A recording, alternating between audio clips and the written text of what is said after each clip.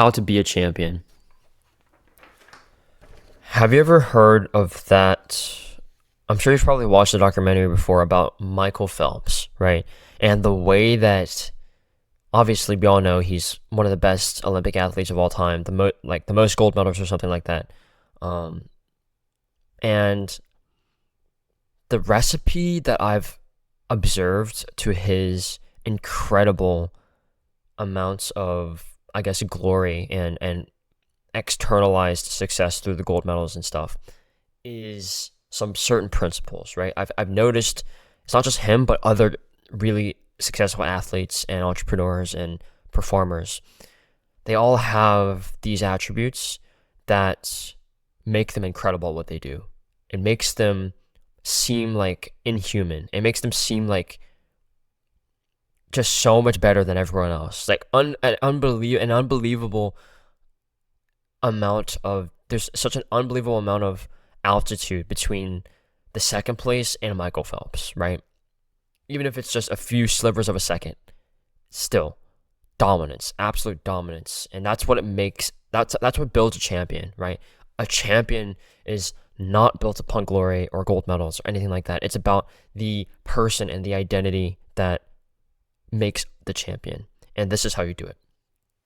First is focus, right? Every single extraordinary person that you know of, that you know the name, you've seen the face, they have had one singular focus for a very long time in their life. Think about every single performer, think about every single athlete, think about every single entrepreneur.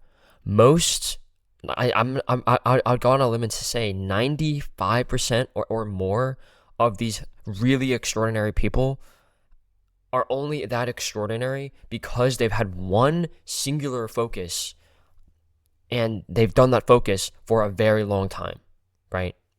They have, we're talking about Michael Phelps. He swam and the pool was he probably spent more time in the pool than in certain parts of like his fucking house. Like, I'm not even kidding. Michael Phelps probably invested and spent more time and was so dialed in the water than he was like on land at some times. Like, that's how much work it was taking, right? That's how much work he put in to become a champion, right? The proportions that you can wrap your mind around regarding the environment where you need to perform and the external environment should be a lot closer than you think. You should be spending more time in the pool than you think you should. You should be spending a lot more time because in there, that is where the champions are made, right? And to be able to focus solely on swimming and becoming the best swimmer of all time, the greatest of all time, right?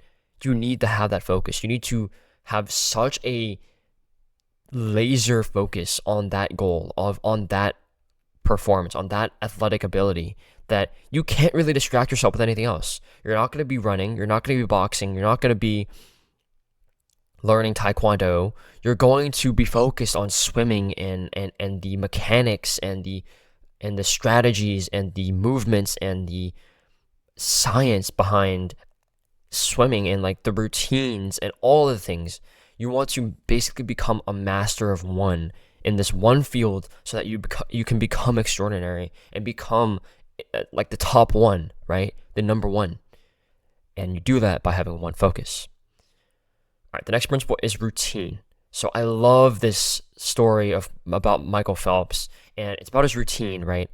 Before he competes in the Olympics or in any competition, he always has the exact same routine and visualizations he goes through, right? From the moment he arrives there to whenever he dives into the pool when the gun shoots, it's like he has planned out and has standard operating. He has SOPs in place for whenever what side earbud he has in, what he's listening to at a specific time, how and when he warms up, what side of the diving board he steps onto from. And it's all meticulously planned. It's all routinized to the point where he doesn't have to think. He doesn't have to put any mental energy into the process of getting ready and prepared for a race. So the only thing he needs to do is race. The only thing he needs to do is swim. That's the only thing he needs to focus on. He's not putting his energy anywhere else because he's so routinized. And so literally, I think what his coach said was going through his mind. The only thoughts that were in his mind was him visualizing himself winning the race, right? That was the only thing he was thinking about. Everything else was automatic. Every warm-up, every getting ready, getting equipped, all of it was just automatic, ingrained. And all he had to do was focus on the mission. That is the power of a routine. And if you can figure that out for yourself, dude, you're going to be powerful. All right, the next principle is health. So you need to have good sleep. You need to have good diet.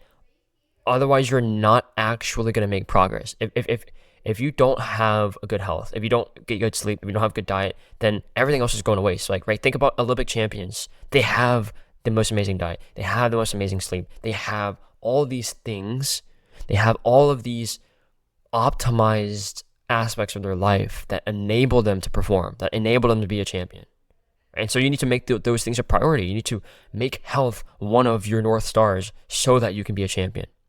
And then finally, it's about consistency, right? You need to be able to keep showing up no matter how much it hurts, no matter how painful and tired and sore you are, and how no matter how burnt out you feel, you need to keep showing up anyway. Even if it's just to do some mediocre work and make barely any progress. The point isn't to make progress. The point isn't to grow in that moment. It's to grow through the fact that you did show up, that you did push through the pain. That is the point. That is what makes a champion.